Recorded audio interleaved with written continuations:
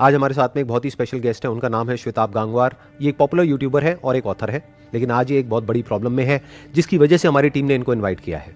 Problem ये है कि एक 26 साल का लड़का है जिसको मैं प्यार से छोटी बच्ची बोलता हूँ। उसने ना सिर्फ मुझ पर बल्कि इन पर भी 2 करोड़ का केस फाइल किया है और आज की डेट में ये इमोशनली और फाइनेंशियली इस कंडीशन में नहीं है कि उस केस को अकेले लड़ सके, इसलिए इनको हमारे सबके सपोर्ट की जरूरत है।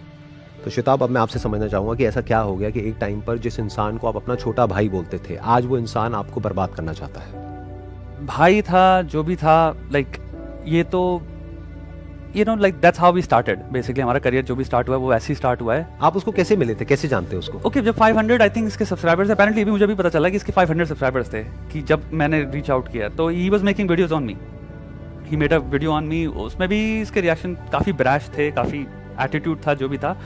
बट मेरे को एक पता नहीं क्यों बचपन नहीं बोलूँगा, जब मेरा यूट्यूब करियर जितना भी चला है उसमें एक हल्की सी एक चुल टाइप रही है कि छोटा कोई क्रिएटर है और अगर मुझे उसका कंटेंट अच्छा लग रहा है तो मैं या तो पूरा सेपरेट वीडियो ही बना लेता हूँ, या मैं पॉडकास्ट में बुला लेता हूँ, या मैं होता है कि हेल्प करो यार। और वो कॉमेडियन भी हो सकता है। ये मैं एक सलील जामदार क्रिएटर था। सलील जामदार ने एक बहुत बढ़िया वीडियो बनाया था सेलिब्रिटी कल्चर पे। उसने सटायर या पैरोडी बनाई उसने, मेरे को बहुत अच्छा लगा। उसका 2 लाख या 3 लाख समथिंग व्यूज थे, उस पर जाके वो रुक गया। मैंने उठा के एक सेपरेट कंप्लीटली वीडियो बना दिया।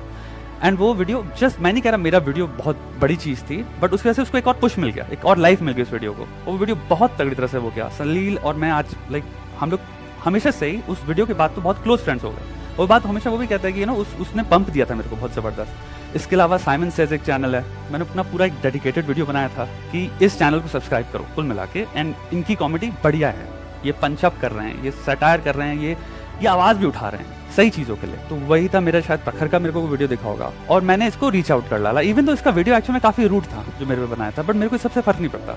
मैंने कहा भाई मेरे को अच्छा लगा, आ जा। एंड हमारी बात हुई, मैंने कहा मैं तेरे को फुल सपोर्ट करूँगा, मेरे पे छोड़ दे। मैंने इसके चैनल पे पॉडकास्ट किया और मेरा जो पहला कोलैबोरेशन है उसी के अंदर वीडियो में, उसी में मैंने बोला है क्लियरली कि ये मेरा छोटा भाई है।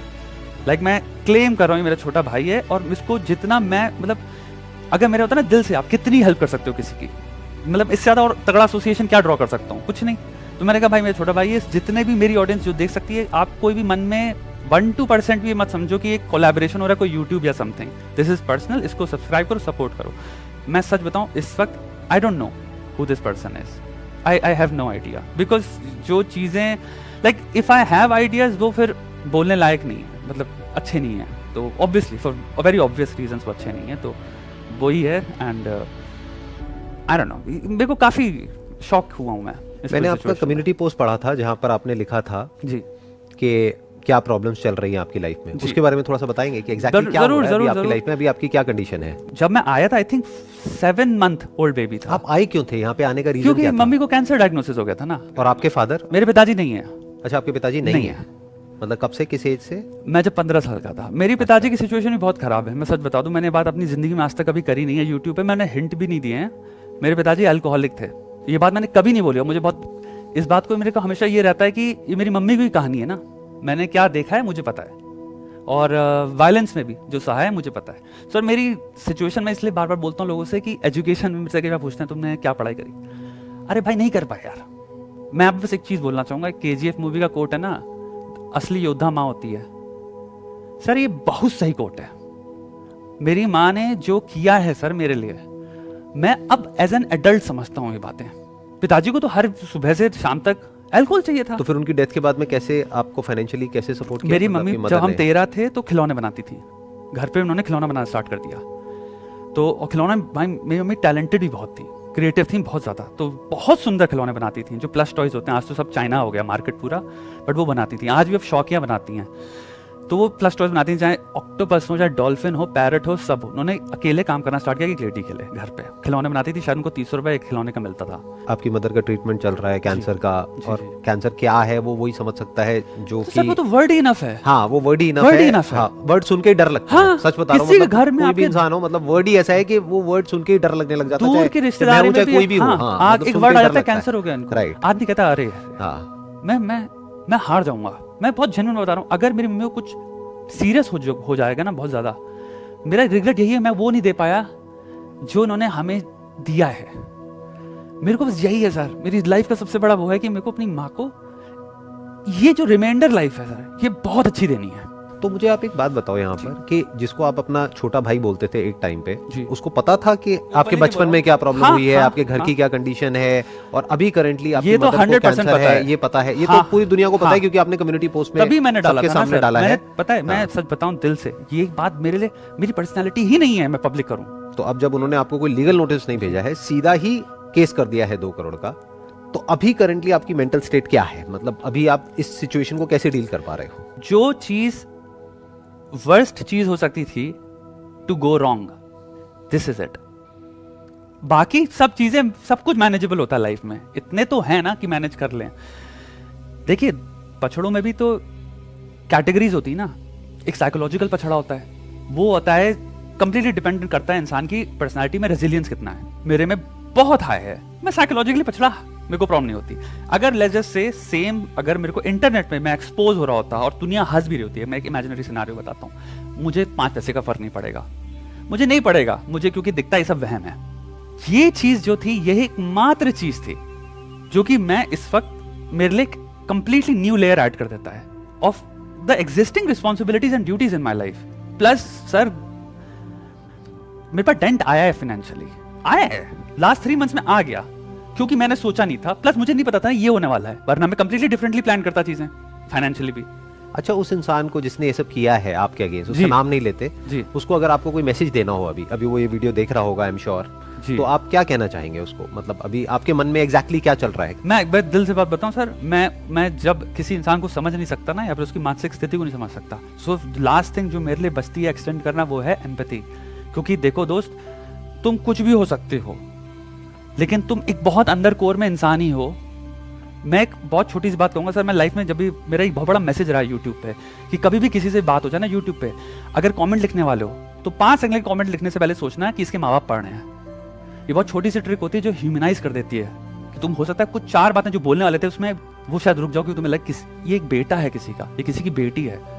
तो सर मैं इस इंसान को अभी नहीं समझता, बट कहीं ना कहीं ये जूझ तो रहा होगा किसी न किसी परेशानी से, खुश तो नहीं बैठा होगा, ये तो मेरा दिल जानता है, क्योंकि मैं भी एक इंसान हूं सर। मैं मैसेज नहीं आपको, मेरे को यहाँ पे मैं आप पे वो दे सकता हूँ कि like what do you think. अगर मैं अपने आप को आपकी जगह रख करके देखता हूँ तो मैं तो सपने में भी नहीं सोच सकता कि what is it that you are going through, और कोई नहीं सोच सकता। और मैं सच बता रहा हूँ, ये सारी कंट्रोवर्सी शुरू आपके और मेरे से ही हुई थी, जहाँ से पूरी दुनिया को पता है कहाँ से हुई थी, और 2 दिन में खत्म भी हो गई थी। और क्या, और मैं ये कह रहा हूँ, चलो एक बार को मान लेते हैं अगर हमारी कंट्रोवर्सी खत्म नहीं भी हुई है किसी वजह से, आप मेरे सबसे बड़े दुश्मन हो दुनिया के, लेकिन ये जो अभी आपने बताया है, जो भी आपके साथ में चल रहा है, जो भी आपका बैकग्राउंड है या जो भी कुछ है, उसके बाद में मेरे को नहीं लगता कि मैं या कोई भी इंसान जिसके अंदर थोड़ा सा भी कंपैशन है, थोड़ी सी भी इंसानियत है, वो आपके अगेंस्ट ऐसा कुछ करने की सोच भी सकता है। करना तो बहुत दूर की बात है। उसने जो भी किया उसके बाद मैंने माफी मांग ली पब्लिक में, 1 बार मांगी, 2 बार मांगी, 1 बार प्राइवेटली भी मांगी।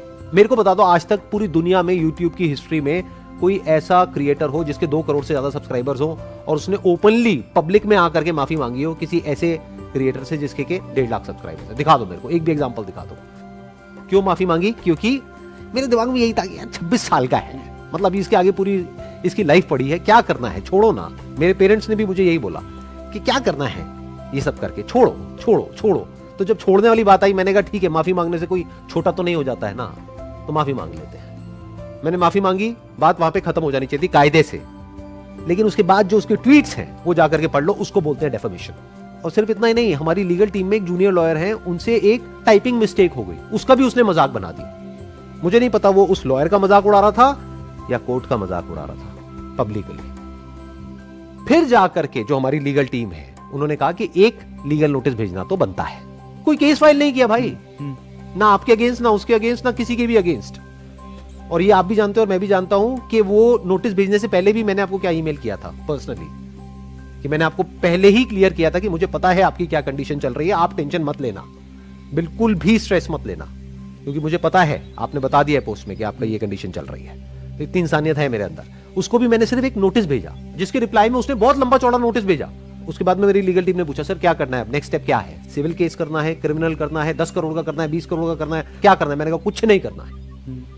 तो ये जो बार बार एक्सक्यूज दे रहा है ना अपने प्लेटफॉर्म पे आकर के कि ये जो मैंने किया वो श्वेताब की वजह से किया, श्वेताब ने मुझे बोला करने के लिए, भाई साहब अगर आप एक एक्चुअल में 4 साल की छोटी बच्ची हो ना, तो ये एक्सक्यूज बहुत बढ़िया है कि उसने मुझे कहा था थप्पड़ मारने के लिए मैडम, इसलिए मैंने उसको मार दिया। अरे भाई तुम एक 26 साल के आदमी हो, अगर श्वेताब कल को आकर के कहेगा कि चल यहां से छलांग लगा दे, चल जा करके उसको गोली मार दे, मार देगा क्या भाई तू? ये कोई एक्सक्यूज है? ये कोई लॉजिक है? आपके सारे जो प्राइवेट मैसेजेस हैं जो वो एक्सपोज करने की बात कर रहा है, उसमें क्या है? उसमें यही तो है कि अगर आपने मान लो एक बार को बोला भी उसको ये करने के लिए, तो भाई दिमाग तो तुम्हारा खुद का है, तुम्हें पता होना चाहिए ना क्या करना है क्या नहीं। तो मैं बस इतना कह सकता हूं कि मुझे आज भी इस बच्चे की एक्चुअल में परवाह है। इसी वजह से हमारी लीगल टीम बहुत कुछ बोल रही है कि इसके अगेंस्ट ये करते हैं, वो करते हैं, ये होना चाहिए, वो होना चाहिए, लेकिन ऐसा कुछ भी हमारी तरफ से नहीं हो रहा है और मैंने सबको रोक रखा है, क्योंकि मेरे को अभी भी कहीं ना कहीं ये भरोसा है कि ये जो मैटर है चाहे जितना मर्जी कॉम्प्लिकेटेड हो, प्रॉब्लम है ना, सॉल्यूशन निकलेगा। I have that conviction. और इसीलिए आज की इस वीडियो में एंड में I talk about a solution. अगर आप एग्री करोगे तो आप भी अपना एग्रीमेंट दे सकते हो। होना ही चाहिए। अगर वो समझ आ जाए उसको तो बहुत ही बढ़िया है, अगर नहीं समझ आता है और लीगल बैटल करने का शौक है तो उसके लिए भी मैं तो तैयार हूं। और वर्स्ट केस सिनेरियो पकड़ लो कि अगर आप ये केस हार भी जाते हो तो मैं कमिट करता हूं कि आपको 2 करोड़ रुपए नहीं देना है, वो 2 करोड़ रुपए मैं दूंगा, क्योंकि वहां पे हमको क्वांटिफाई भी करना पड़ेगा कि अगर आप 2 करोड़ मांग रहे हो तो ऐसा नहीं है कि आपको 2 करोड़ मिल जाएगा। यू हैव टू क्वांटिफाई कि भैया what is the basis of that. अगर मैं आज केस करता हूं तो आई कैन इजीली क्वांटिफाई कि भाई मैं अपने चैनल को मोनेटाइज करने वाला था और मेरे को ब्रांड डील मिलने वाली थी 50-50 लाख की, 20 ब्रांड डील नहीं मिली तो मेरे को 10 करोड़ का नुकसान हो गया। तो नुकसान क्वांटिफाई हो गया इस डेफर्मेशन की वजह से। आप कैसे क्वांटिफाई करोगे भाई साहब? और आपका नुकसान कहां हुआ है? एक बार फैक्ट्स को देखते हैं ना। आपने खुद अपने मुंह से बोला कि ये सब होता है सब्सक्राइबर्स के लिए, नंबर 1। नंबर 2, आपने खुद अपनी वीडियो में बोला कि इस कंट्रोवर्सी की वजह से आपको 50,000 सब्सक्राइबर्स मिले हैं। नंबर 3, जो भी वीडियोस इन्होंने बनाई है जहां पे मेरा नाम यूज किया है या मेरी फोटोग्राफ्स यूज करी है या मेरे बारे में है, उन सब के ऊपर अगर आप कलेक्टिव व्यूज देखोगे तो मिलियंस में है, जितने अगर आप इसकी 50 वीडियोस कंबाइन कर लो तब भी नहीं है। तो नुकसान कहां हुआ है भाई साहब? आपको तो प्रॉफिट हुआ है। कायदे से तो आपको 2 करोड़ रुपए मुझे देना चाहिए। 2 करोड़ रुपए मांग किस बात कर रहे हो? मेरे माइंड में इसका एक सोल्यूशन है, आप बताना अगर आपको ठीक लग रहा है तो, कि आपने हमारे ऊपर केस किया है तो आप हमारी ये वीडियोस हटवाना चाहते हो तो कोई बात नहीं, हम अपनी वीडियोस हटाने के लिए तैयार हैं। आई थिंक आप भी हटाने के लिए तैयार हो। मेरे को काम करना है, आप भी हटा दोगे तो हम अपनी सारी वीडियोस हटा देंगे, सारे पोस्ट हटा देंगे। आप भी भाई साहब अपनी सारी जो वीडियोस हैं और जो सारे पोस्ट हैं वो हटा दीजिए, इस केस को विड्रॉ करिए। उसके बाद में ना आप हमारे बारे में कुछ बात करोगे ना हम आपके बारे में कुछ बात करेंगे। आप अपने काम पे ध्यान दो, हम लोग अपने काम पे ध्यान देंगे। उसके बाद में अगर आप अपना काम अच्छे से करते हो तो हो सकता है फ्यूचर में हमारी टीम आपको इनवाइट करेगी यहाँ पर आने के लिए, और फिर हम साथ में बैठेंगे, बात करेंगे, पुरानी बातों को भूल करके, ऑडियंस को क्लियर करके कि हमारी पास में जो भी मिसअंडरस्टैंडिंग्स थी वो सब क्लियर हो गई है। एक नए सिरे से एक नई शुरुआत करेंगे, बशर्ते कि आपका भी माइंड सॉल्यूशन ओरिएंटेड है। यूट्यूब को देखो एक फैमिली की तरह, जैसे एक परिवार होता है, उसमें बहुत सारे मेंबर्स होते हैं, आपस में लड़ाई झगड़ा भी हो जाता है, लेकिन जो रहता है घर के अंदर ही रहता है। ऑफ कोर्स पूरी बड़ी बड़ी इंडस्ट्रियां बैठी हैं कल, जिसके पे आज यूट्यूब में क्रिएटर्स बोल पाते हैं। बहुत बड़ी बड़ी इंडस्ट्रीज हैं, बहुत सारे एड्स होते हैं जिनको लेके हम लोग बोल पाते हैं कि ये गलत है।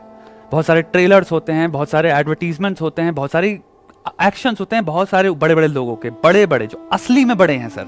तो अगर वो ये देखते हैं कि एक क्रिएटर के अगेंस्ट जो कि इतनी बुरी कंडीशन में है, उसके अगेंस्ट केस हो रहा है, क्यों? क्योंकि आपकी जो फैमिली है वो बहुत ही पावरफुल है या बहुत ही पैसे वाले हैं और वो छोटे क्रिएटर को दबा सकते हैं और कोई क्रिएटर उसकी हेल्प करने के लिए नहीं आ रहा है, ना पब्लिक कुछ कह रही है, तो मुझे ये बता दो उसके बाद में कौन रोकेगा किसी भी बॉलीवुड सेलिब्रिटी को या किसी भी कॉर्पोरेट को हर बात पे केस करने से?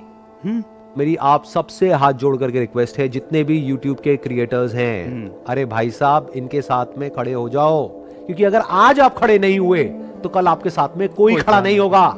कोई भी आकर के आपके अगेंस्ट केस करेगा, ना आपके साथ में पब्लिक खड़ी होगी, ना आपके साथ में कोई क्रिएटर खड़ा होगा।